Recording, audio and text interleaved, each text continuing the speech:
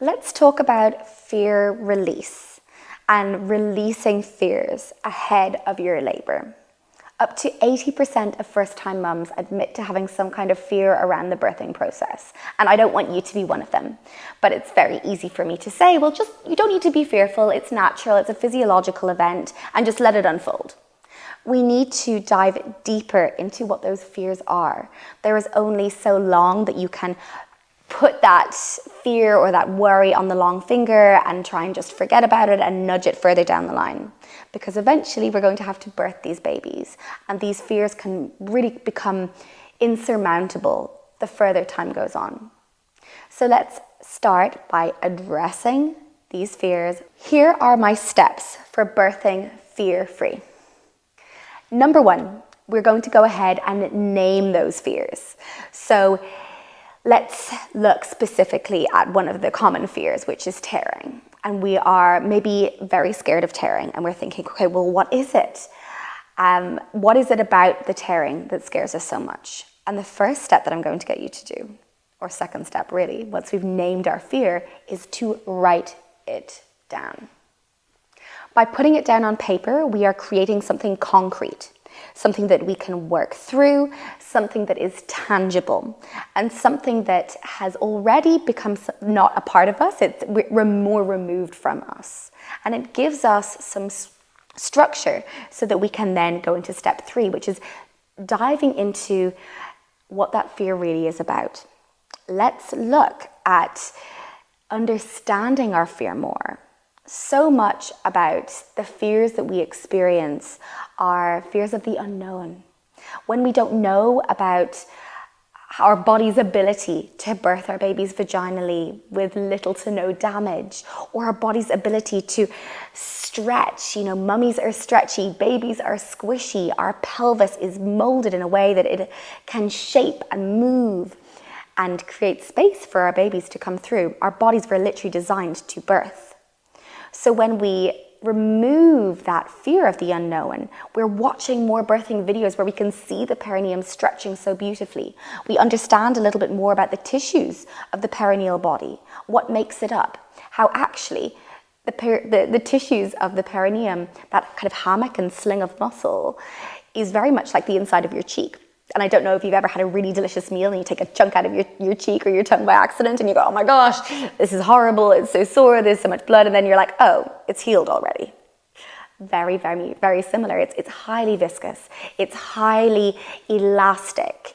There's beautiful network of blood flow there that means that all of those natural healing properties in our blood are sent that way, and it heals really, really quickly. Our bodies are made to stretch. Our bodies are also made to tear, and they're also made to heal. So actually, all of this is very, very normal. And so already, even in that little segment of conversation, in that deep dive of looking into that fear, getting curious about your fear, we've untangled a lot of it. And what before felt so scary immediately feels less overwhelming. So that's step number 3. Get curious about those fears. We've named them, we've written them down, and now we're getting curious. Because the more you know, the less you fear. Okay, and so the next step is going to be, how are we going to prepare for this? In view of perhaps it's our worry around tearing again, as an example, or perhaps it's our worry of the fear of the pain of labour. How are we going to best prepare for that? This can look very different for everyone. For some people, it might be that we need to find more education. We need to learn, we need to take another course. We need to take notes as we learn to help to untangle those fears. Perhaps it's going to be your support system. I feel like it is going to help me to move away from fear and towards confidence in having not only more tools, but perhaps someone who's experienced in supporting birth. Maybe I need a doula. Maybe I need to change my healthcare provider to someone who is more in line with the birth that I'm hoping to experience. You would never go for Indian food at a Chinese restaurant, so why hire an obstetrician for a physiological birth? You want to be looking for perhaps a midwife, a birth keeper, a doula, someone who's going to support you maybe in a different birthing space. Perhaps you want to avoid the hospitals altogether and you want to birth at home or in a birthing centre, perhaps freely in your own bedroom. So looking for the things that are going to support you, and perhaps it's about learning more tools. Maybe you need to really dive into accessing the hypnobirthing scripts. Maybe I'd like to know a little bit more about acupressure. And perhaps I want to access the massage tools for a more comfortable birth. Maybe that would help me to have all of those tools in my toolkit to feel less fearful around the pain for birth. Because we have all those tools to pull out and access. When the pain feels too much, we can try something new. Perhaps it's about having the things. For some people, it's, I want to have the best birth ball. I want to have the winner flow and a TENS machine. I'm going to go ahead and get a birth pool and those birthing combs. For some people, having those things in their collection and their arsenal helps them to feel more prepared. And again, helps them to move away from fear and more towards confidence.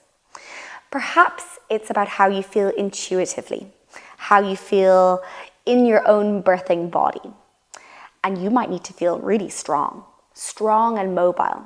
So for you, it's not about the things. It's not about the birth team.